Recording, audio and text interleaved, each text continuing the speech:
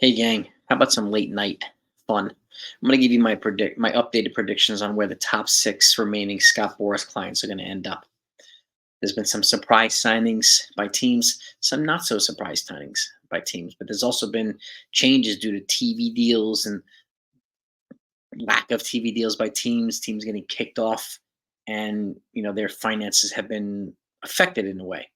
So, with that, I want to give you my updated predictions on the six remaining top Scott Boras clients. Since these are some of the six top free agents. There's still 150 plus guys that have not signed yet, but the top six of the top group are all Scott Boras clients.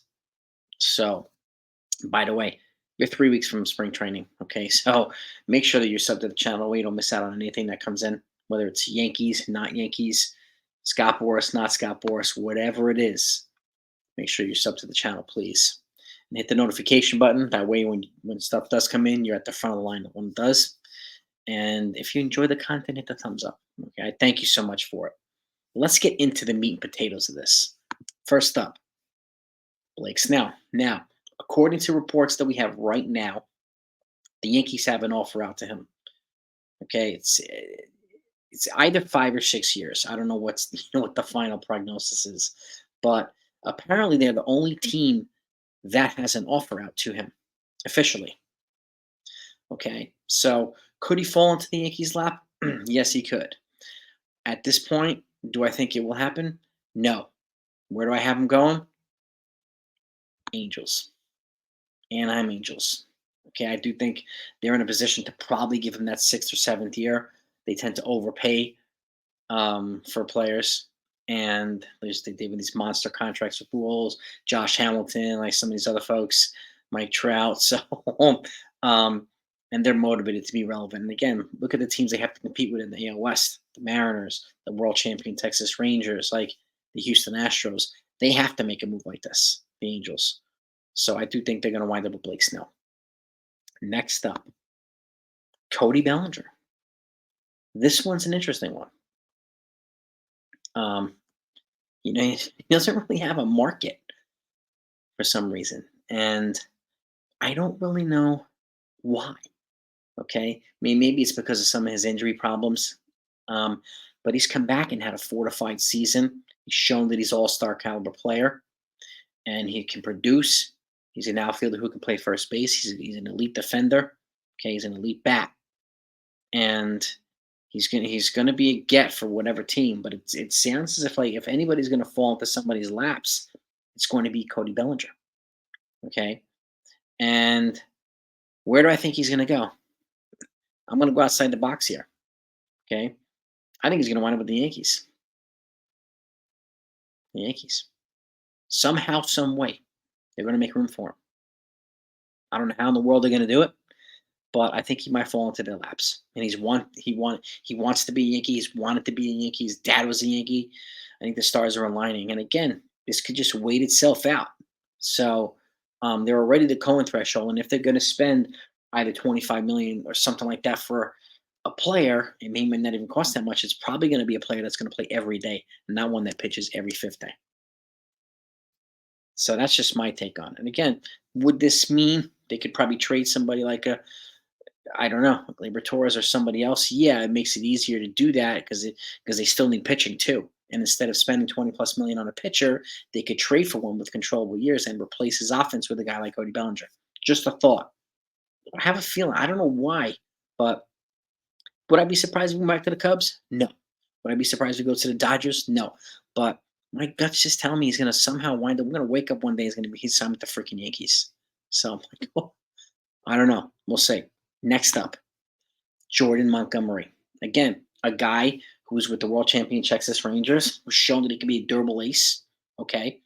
And he's also on the Texas Rangers. He was on the Texas Rangers team who's now been kicked off that TV deal. So their finances are somewhat uncertain. Okay. They do have Jacob deGrom coming back healthy. They do have Max Scherzer going to be hopefully coming back healthy to a degree too. And they have all those other pitchers. Do I think he's going to go back to Texas? No. But I do think he's going to come back to the AL East, and I think he's going to wind up with the Boston Red Sox. His wife is starting her medical residency at Harvard Medical, her dermatological residency, so I think it just fits. So I do think he winds up with in the Boston Red Sox. Next up, this is Rhys Hoskins. He was out last year with an injury for his ACL, but he's a power bat, legit power bat with the Philadelphia Phillies. He's also a Scott Boras client. I don't know if anybody knew that, but this guy's another fortified bat from the right-handed side, and I can see him replacing Cody Bellinger's offense with the Chicago Cubs. So that's where I think he's going to wind up. I think they're going to make a splash. They might add a bat. They might add an arm. I do think they're going to add something. And Rhys Hoskins, to me, seems to be the most logical fit.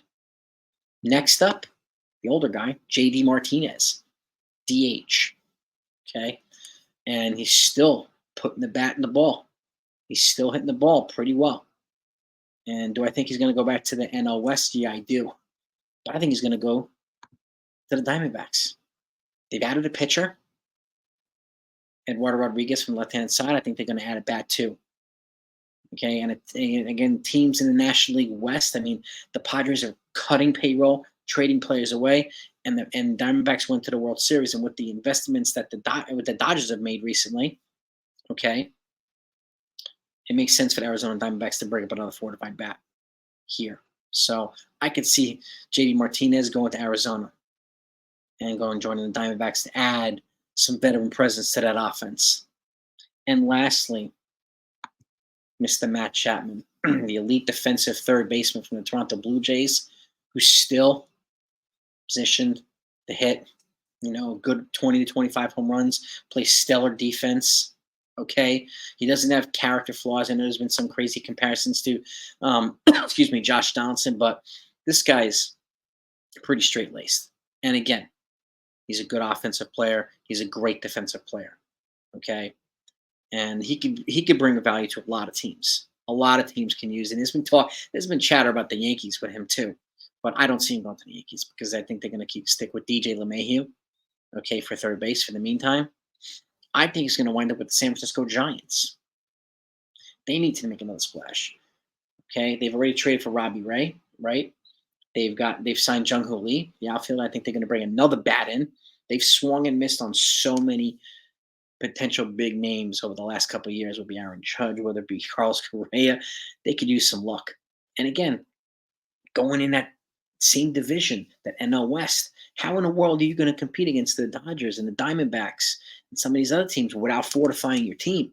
So he's a perfect fit to me to fortify this Giants team. Adding two bats, adding an arm, it's what they need to do. But again, let me know what you think of these picks. Whether you agree with them, whether you disagree with them. I mean, my most outside the box one was probably Cody Bellinger to the Yankees. I don't know why. It just seems like a fit there. A weird fit. I don't know how in the world, again, they're going to do it.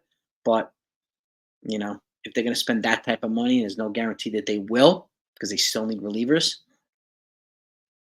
I think they're going to they're going to spend it on a full-time player, not a guy that throws every fifth day. You let me know what you think, gang. Have a great night. Talk to you next time.